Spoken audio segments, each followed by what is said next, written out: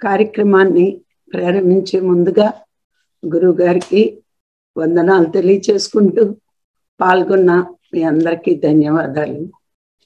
మరి ఆధ్యాత్మికత అంటే ముందు ఫస్ట్ విషయం ఏంటి అంటే ఆత్మ గురించి అధ్యయనం చేయడమే ఆధ్యాత్మికత. అయితే మనందరము కూడా ప్రాపంచిక జీవితంలో ఉన్నప్పుడు ఆత్మని పట్టించుకోము. ఎప్పుడైతే ఒక సద్గురువు దొరికి ఆత్మ అంటే భగవంతుడు అని తెలుసుకుని, మరి నీలోనే ఉన్నాడు అని తెలుసుకుని, అది నువ్వే అయి ఉన్నావు అని తెలుసుకున్నప్పుడు మనము ఆత్మ గురించి బాగా పట్టించుకుంటాం. వెరసి ఒకే మాటలో మనం చెప్పాలంటే ప్రాపంచిక జీవితంలో దేహం నేననే విధంగా ప్రవర్తిస్తాం.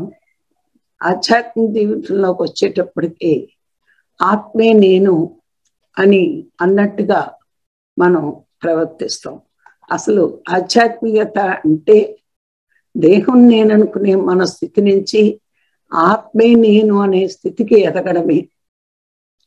అది ఎదిగేకే మన ప్రవర్తన మార్పు వస్తుంది. అలా ఎదగకుండా మాత్రం మనకి ప్రవర్తనలో మార్పు రాదు. గురువులు కానీ మన గ్రంథాలు కానీ ఇవన్నీ మనకి బోధించేది ఏమిటంటే, ఎన్ని గ్రంథాలు ఉన్నాయో, ఎంతమంది గురువులు భూమి మీదకి వచ్చి మనకి చెప్తున్నారు అంటే మరి ఇది ఎంత ముఖ్యమైన విషయం అన్నది మనం పరిగణలోకి తీసుకోవాలి. మనకి మంచి చెప్పినప్పుడు, సత్యం చెప్పినప్పుడు ఒక పట్టాన మనకి నచ్చదు, అర్థం కాదు. ఎందుకంటే జన్మ జన్మల నుంచి మనం ఎలాగంటే దేహం నేననే భావనతోనే బ్రతికేశాం. అవే వాసనలు, అవే సంస్కారాలు జన్మ జన్మలకి మోసుకుని వచ్చాం. కానీ కొన్ని జన్మలు తమోగుణం, రజోగుణం, సాత్విక గుణంలోకి వచ్చి ఈ అనుభవం పొందుతూ మనలో ఏదో వెలితే ఆ వెలితిని పూడ్చుకోవడానికే. ఏంటి ఆ వెలితి అంటే ఎవరికీ తెలియదు. గురువు వచ్చాకే అర్థం అవుతుంది నేను శరీరం కాదు ఆత్మనని. అప్పుడు మనకు తృప్తి, ఆనందం కలుగుతూ ఉంటుంది. అంతవరకు కూడా మనం ఏదైనా ఒక మంచి పని చేసినప్పుడు గమనించుకుందాం ఆధ్యాత్మికంగా ఎలా వచ్చామన్నది. మనం మంచిగానే ఉంటాం, కానీ ఎదుటివాడు ఎప్పుడూ మనల్ని విమర్శిస్తూనే ఉంటాడు. అప్పుడు బాధ వస్తూ ఉంటుంది. మనం సత్యంగా మాట్లాడతాం, ఎదుటివాడు విమర్శిస్తూ ఉంటాడు. ఇలా ఎక్కువ విమర్శనకి మన పక్క వాళ్ళ నుంచే, మన ఇంట్లో నుంచే, మన ఆఫీసర్ నుంచే ఇలా వస్తూ ఉంటాయి. అప్పుడు మనకి బాధ కలుగుతుంది. నేను సత్యంగా ఉంటాను కదా, మరి నన్ను ఎందుకు వీళ్ళు విమర్శిస్తున్నారు అని. అంటే అక్కడ ఎక్కువ మాట్లాడకపోయినా బాధ ఎక్కువ ఉంటుంది. ఈ బాధ ఎక్కువ ఉన్నప్పుడు మనకి జీవితంలో గురువు వచ్చి అప్పుడు చెప్తాడు, నువ్వు దేహం కాదు ఆత్మవి కదా అని. అప్పుడు మనకి చాలా తృప్తి కలుగుతూ ఉంటుంది. అంటే నీకు జీవితంలో కొద్దిగా అయినా విరక్తి రావాలి. ఆ విరక్తి వచ్చినప్పుడే నువ్వు ఆత్మ వైపు తిరుగుతావు తప్పని ప్రపంచ భోగాల వైపు శరీరాన్ని చూసుకుని మురిసిపోయినంతసేపు నువ్వు ఆత్మ వైపు తిరగడానికి ఇష్టపడవు. మంచిదే అని ఇప్పుడు చూడండి, మనం ఎంతో మందికి చెప్తాం మంచి మార్గమే అంటారు, కానీ ఇందులోకి రావడానికి సాహసించరు. నిజంగా ఆధ్యాత్మిక జీవితంలోకి రావడం అన్నది ఒక సాహసమేనండి, సాహసమే. అవన్నీ మనకి కనిపిస్తూ ఉంటుంది, ప్రపంచం కనిపిస్తోంది, శరీరం కనిపిస్తోంది, ఇవన్నీ కనిపిస్తున్నాయి. ఇవన్నీ మిథ్య, అసత్యం అని అనుకోవాలి అంటే దానికి కూడా ఒక అర్హత ఉండాలి అంటాను నేను. కనిపిస్తున్న ప్రపంచం లేదంటున్నాము, కనిపించని ఆత్మ ఉన్నది అంటున్నాం. ఇది చాలా గందరగోళంగా ఉంటుంది మామూలు జనానికి. కానీ ఆధ్యాత్మిక జీవితంలోకి వచ్చాక ఇది సత్యం అనే నమ్మకం మనకి కలుగుతుంది. అందుకే చూడండి, సత్యం అనే నమ్మకం మనకి ఎప్పుడు కలుగుతుంది అంటే, సత్యాన్ని సత్యంగా మనం స్వీకరించాలండి. మరి మనం ప్రపంచ జీవితంలో ఉన్నప్పుడు ఆనందం ఉంది అనుకుంటూ ఆనందం వెనుక అట్లా పరుగులు తీస్తున్న మనము అక్కడ ఆనందం దొరకలేదు. ఎప్పుడైతే సత్యమైన జీవితంలోకి వచ్చామో అప్పుడు ఆనందం మనకి దొరుకుతుంది. ఇది ఏమిటి అంటే, మనకి ఇక్కడికి వచ్చాక అర్థమైంది, జీవుడిగా ఉన్న మనకి ఆనందం దొరకదు, దేవుడిగా మారితేనే ఆనందం దొరుకుతుంది అనే సత్యం బోధపడింది. అయితే ఈ జీవుడెవరు, దేవుడెవరు అన్నది, వాళ్ళ లక్షణాలు ఏంటి అనేది ఈరోజు మనం తెలుసుకుందాం. జీవుడెవరు అంటే, ఈ దేహాన్ని ఈ ప్రపంచాన్ని చూస్తూ ఇది శాశ్వతం అనుకుంటూ దానితో తాదాప్యం చెందడం, దానితో మమేకమైపోవడం. ఈ మమేకమైపోతున్నాం. ఇప్పుడు గమనిద్దాం, ఈ ప్రపంచం చూస్తున్నాం, ఇది శాశ్వతం అనుకుంటున్నాం. ఆ శాశ్వతం అనుకుంటూ ప్రపంచంలో అన్నీ కోరుకుంటున్నాం. ఇవన్నీ కోరుకుని దొరకకపోతే దుఃఖంలో ఉంటున్నాం, దొరికితే కాసేపు ఆనందిస్తున్నాం. అంటే అర్థం, అవి కావాలి కావాలి అని మనం పట్టుదలగా కోరుకుంటున్నాం. ఆ కోరుకున్న మూలాన్ని వెనకాతల దుఃఖము వస్తుంది.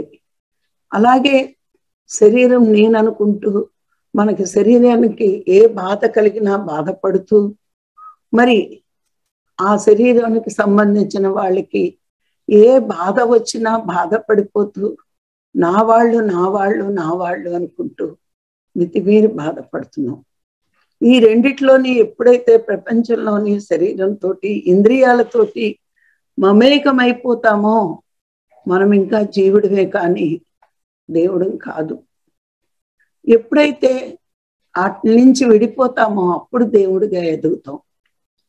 అంటే వదిలేమంటారా అంటే వదలొద్దు, కానీ ఇది శాశ్వతం కాదు అనే భావన మనలోకి వస్తూ ఉండాలి. నేను ఆత్మని అనే భావన వచ్చినప్పుడు అవన్నీ ఏమైపోయినా మనకి బాధ కలగదు.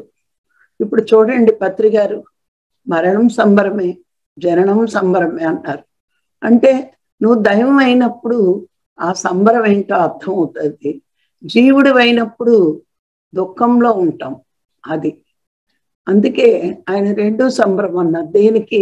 నువ్వు ఆత్మవైనప్పుడు ఆత్మ విముక్తి పొందింది కాబట్టి సంబరం చేసుకోవాలి. కానీ అది అజ్ఞానికి, ఒక జీవుడికి ఈ శరీరంలో బంధింపబడి ఉన్న ఆత్మకు విముక్తి కలిగిందని తెలియక శరీరాన్ని చూస్తూ ఏమనుకుంటారంటే వెళ్ళిపోయారు వెళ్ళిపోయారు మాకెవరు దిక్కు అన్నట్టు బాధపడుతూ ఉంటారు. అందుకే జీవుడు ప్రపంచంలో ఏ మార్పు జరిగినా, శరీరంలో మార్పు జరిగినా, శరీరానికి సంబంధించిన వాళ్ళకి ఏమి జరిగినా దుఃఖిస్తూ ఉంటాడు. అన్నిటినీ పట్టుకుని కూర్చుంటాడు.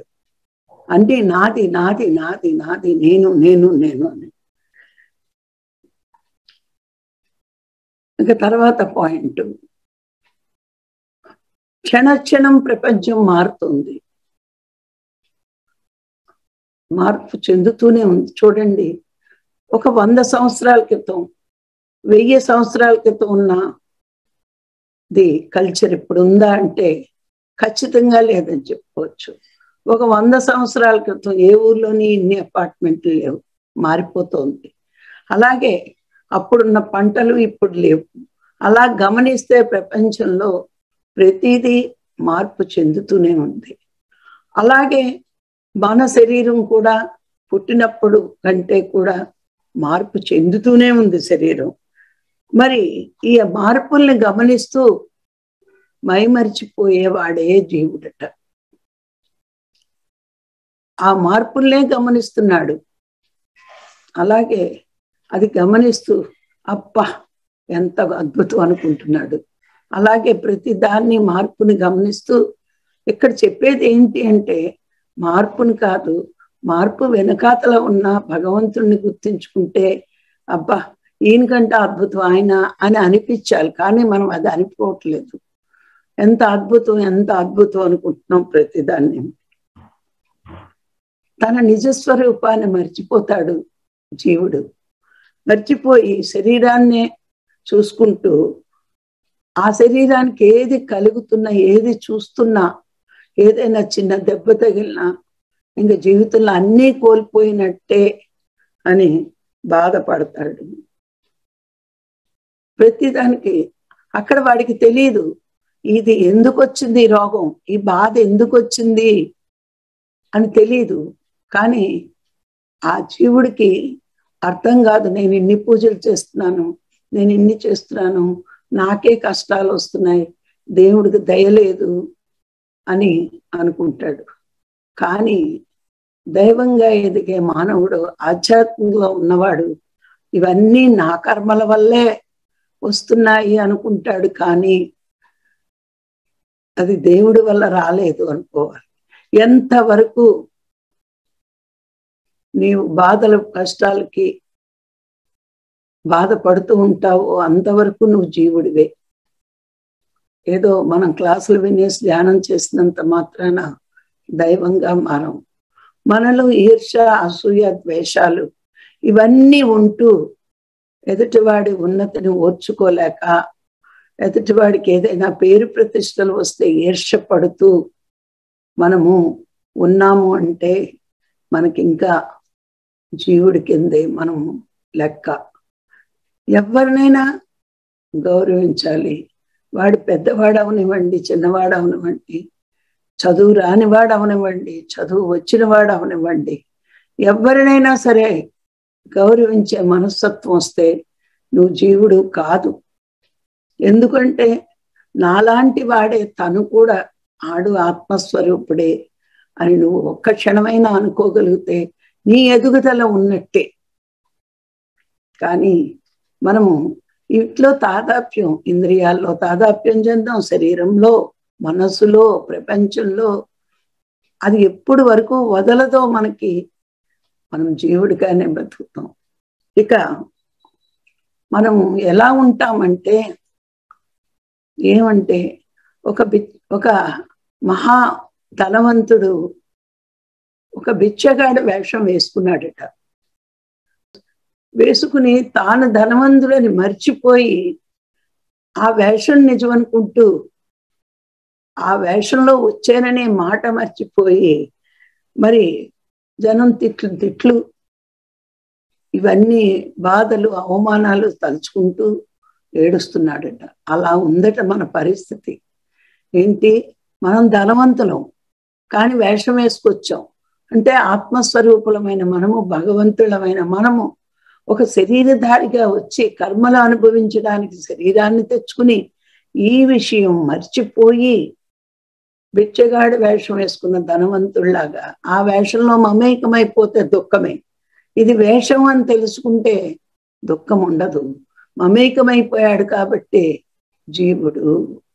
అందుకే జీవుడు అన్నవాడు ప్రపంచం శాశ్వతం అనుకుంటాడు, శరీరం శాశ్వతం అనుకుంటాడు, ఈ ఇంద్రియాలే శాశ్వతం అనుకుంటాడు, మార్పును పట్టు తన్మయత్వం చెందుతూ ఉంటాడు. కానీ ఇవన్నీ ఎప్పుడైతే చేస్తాడో ఎదుటోడి ఉన్నతికి హర్షించడు, మరి ఈర్ష, అసూయ, ద్వేషాలు ప్రదర్శిస్తూ ఉంటాడు, నేనే గొప్ప అనుకుంటాడు, అహంకారము పెంచుకుంటాడు, మమకారము పెంచుకుంటాడు. ఇవన్నీ ఎంతవరకు మనకి వదలవో మనము జీవులమే. మరి దేవుడెవరు? ఈ దేవుడు అనేవాడు ప్రపంచాన్ని చూసి కానీ, శరీరాన్ని చూసి కానీ, ఇంద్రియాలను చూసి కానీ తాదాప్యం చెందడు. అంటే ప్రపంచాన్ని చూస్తూ ఉంటాడు కానీ కళని చూసి మురిచిపోతే జీవుడు ఇది కలే కదా, ఇది కల్పితం కదా అనుకుంటే దేవుడు అవుతాడు. ఇప్పుడు 2 నిమిషాలు వచ్చే కళకి నువ్వు మురిసిపోతే కళ్ళిప్పిన వెంటనే ఆ కళ అయిపోతుంది. అలాగే ఈ ప్రపంచం శాశ్వతము అనుకుంటే జీవులమి, ఈ ప్రపంచం కూడా శాశ్వతం కాదు, నేనే శాశ్వతం, నేను ఆత్మని కాబట్టి అని అనుకుంటే వాటితో తాదాప్యం చెందవు. నీకు వస్తున్నా బాధ లేదు, పోతున్నా బాధ లేదు. ఎందుకంటే ఈ జగత్తంతా కూడా సత్యం కాదు కాబట్టి అన్ని మార్పు చెందుతూనే ఉంటాయి. ఈ రోజు నీ ఇల్లు కొత్తగా ఉండొచ్చు, గమనిద్దాం. కానీ ఒక 50-100 సంవత్సరాలు అయ్యేటోడికి అది పాతిళ్ళు అయిపోయింది. మార్పు చెందిందా లేదా? మార్పు చెందే ఈ సృష్టి మీద మమకారం వదిలి మార్పు చెందని భగవంతుడి మీద మమకారం పెంచుకుంటే నువ్వు దైవంగా ఎదుగుతావు. ఏటిది కూడా మనసులోకి తీసేయకూడదు. ఒకళ్ళకి మన వాళ్ళకి కష్టం వచ్చినా, మనకు కష్టం వచ్చినా, మనకి ఇలా ఎందుకు వచ్చింది, అలా ఎందుకు వచ్చింది, విపరీతంగా బాధపడిపోతాం. చందక్కల్లా ఎవరి కర్మని బట్టి వాళ్ళ జీవితం ఉంటుంది అని నువ్వు నిబ్బరంగా ఉంటే భగవంతుడు అన్నీ కరెక్టే చేస్తున్నాడు. సృష్టిలో అన్నీ కరెక్ట్గానే జరుగుతున్నాయి. నా జీవితమైనా, నా కడుపును పుట్టిన జీవితమైనా, మా రక్త సంబంధికులైనా, ఎవరి కష్టాలైనా వాడి కర్మని బట్టే జరుగుతాయి. భగవంతుడు సరి అయిన నిర్ణయమే తీసుకున్నాడు అని నువ్వు అనుకోగలిగితే నువ్వు దైవంగా ఎదుగుతావు. అన్నిటిలో నీ తాదాప్యం వదిలి నువ్వు ఆత్మగా మిగలాలి అనుకుంటే అన్నిటిలోని ఉండు, కానీ అన్నిటి మీద మమకారాలు వదులు. అదే చెప్తారు శంకరాచార్యులు, తామరాకు మీద నీటి బొట్టులా బురదలోనే పుడుతుంది కమలం, కానీ బురదను అంటించుకోకుండా పైకి వస్తుంది. ఆ స్థితి మనకి రావాలి. ఆ స్థితిలో మనము ఉండాలి, ఉండగలగాలి. అందుకే మనము ఎప్పుడూ కూడా ఒకటి గమనించుకోవాలి. తెలియనప్పుడు ప్రపంచంతో ఉన్నాం, శరీరంతో ఉన్నాం, బంధువులతో ఉన్నాం, అందరితోటి ఉన్నాం. ఇప్పుడు కూడా ఏం వదలమని చెప్పట్లేదు ఆధ్యాత్మికత. అన్నిటితోటి ఉంటూ అందరితోటి ఉండు, కానీ అన్నిటితో మమేకమైపోకు. బురదలో ఉన్న తామర పువ్వు బురదను అంటించుకోకుండా వస్తుంది. అలాగే సంఘంలో తిరుగుతాం, సంఘంలో విషయాలు జరుగుతున్నవన్నీ ఇలా ఎందుకు జరిగిందని ఆలోచించుకో. అవి జరుగుతూనే ఉంటాయి. అది భగవంతుడి నిర్ణయం, ఆయన జరిపిస్తూనే ఉంటాడు. ఎప్పుడు ఏది ఎలా జరగాలో జరుగుతుంది. నువ్వు మమేకమైపోయి ఒక సంతోషకరమైన విషయం వస్తే సంతోషించేసి, ఒక దుఃఖకరమైన సంఘటన జరిగితే దుఃఖపడిపోయి, మరి దాంట్లో మమేకమైపోతే నువ్వు జీవుడిగానే మిగులుతావు, కానీ దేవుడిగా ఎదగలేవు. అందుకే అన్నిటిలోనే ఉండు, అన్నీ సాక్షిగా చూడు, కానీ వేటిలోనే మమేకమవుకో. అప్పుడు నువ్వు దైవంగా మారుతావు. అందుకే క్షణక్షణం మారే ఈ జగత్తును చూసి నువ్వు మైమర్చిపోతే నువ్వు జీవుడివే. మార్పు సహజం, అది భగవంతుడి నిర్ణయం.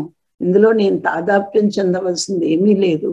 ఉంటానంతే, అనుభవిస్తానంతే, తర్వాత ఇది వదిలేస్తాను అనుకుంటే, ఇప్పుడు శరీరం ఉందండి, దేనికి తెచ్చుకున్నామో ఇప్పుడు మనకు అర్థమైంది. ఎందుకంటే సాధన కోసం తెచ్చుకున్నాం శరీరాన్ని. మానవ జన్మ పర్పస్ అదే అని మనకు అర్థమయ్యాక కూడా దీన్ని ఉపయోగించకుండా దీన్ని భౌతిక భోగాలకి ఉపయోగించి, ఆ ఒక్కటే ఉపయోగించి సాధన మర్చిపోతే మనము జీవులమే అవుతాం, కానీ దైవంగా మారలేము. ఎంతవరకు మనము సాధనలోకి వచ్చి కూడా జ్ఞానం పొందడానికి కానీ సాధన చేయడానికి కానీ మనము ఆ విషయాన్ని మర్చిపోతే దైవంగా ఎదగడం జరగదు అక్కడ. అందుకే ఈ ప్రపంచం ఎలా ఉన్నది అని నువ్వు విశ్లేషించకుండా నీ బాహ్య దృష్టి అంతర్దృష్టి చేసుకుంటే అప్పుడు నువ్వు ఎదగలవు. బాహ్య దృష్టి ఉన్నంతసేపు నువ్వు జీవుడివే. ఒకటే గుర్తండి, వీడు జీవుడిగా ఉంటున్నాడా దేవుడిగా ఉంటున్నాడా మనం ఎదటి వాడిని చూసి తెలుసుకోవాలి అంటే, బాహ్య దృష్టి ఉన్నంతసేపు మనము జీవుడమే. బాహ్య దృష్టి మరిచి అంతర్దృష్టిలోకి వచ్చినప్పుడు నువ్వు ఎప్పుడైతే అంతర్దృష్టిలోకి వచ్చావో అప్పుడు అది ఆత్మ మీద దృష్టి పెట్టినట్టే. ఆత్మ మీద దృష్టి పెడుతున్నాము అంటే జీవులమైన మనము దేవుడిగా ఎదుగుతున్నాం. ఎదగడానికే ఈ సాధన. ఎందుకంటే సాధనలోకి వచ్చాక తప్పేంటి రైట్ ఏంటి, దేని వల్ల కర్మ వస్తుంది, దేని వల్ల కర్మను దగ్ధం చేసుకోవచ్చు, ఇవన్నీ మనం తెలుసుకున్నాం. ఇన్ని క్లాసులు దేనికి అంటే మనం వదలవలసినవి ఏంటో తెలుసుకోవడం కోసమేనండి. అలవాటు చేసుకునేది ఒకటే సాధన, ధ్యానం. నేను శరీరం కాదు ఆత్మని, ఇలా 3 ముక్కలే.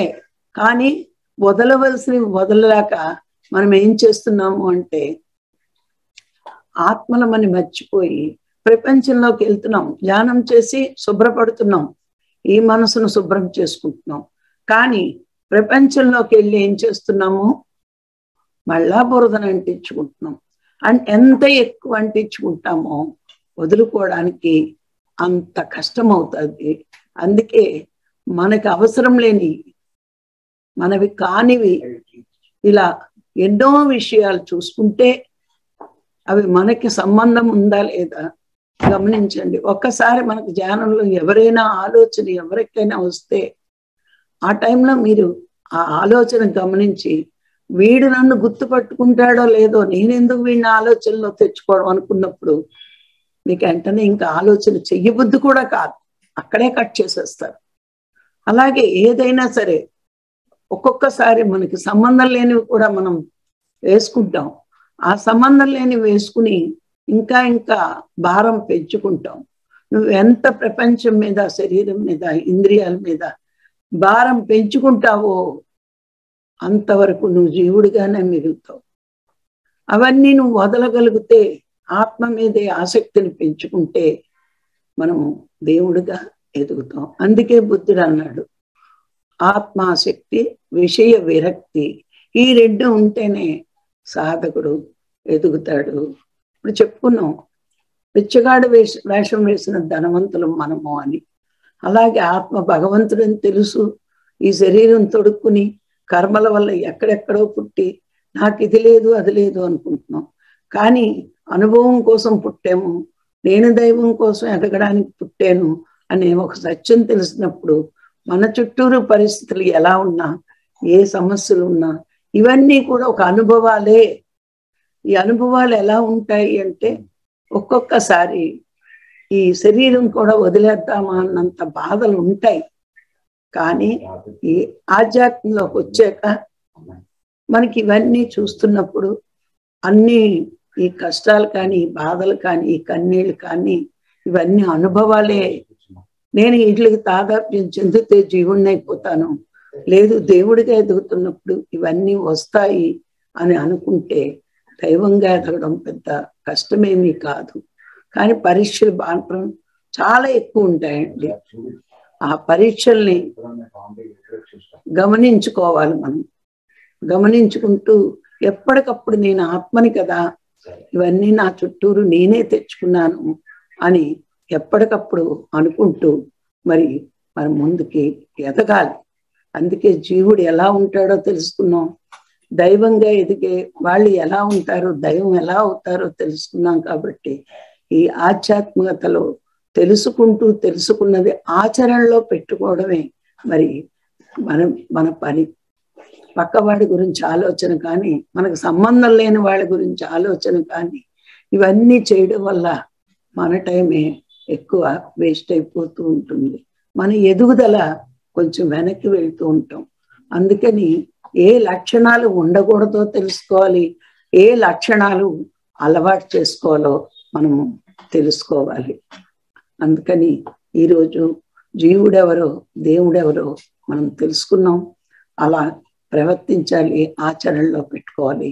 మరి ఈరోజు ఈ అవకాశం ఇచ్చిన మీ అందరికీ మరొక్కసారి కృతజ్ఞతలు. Thank you.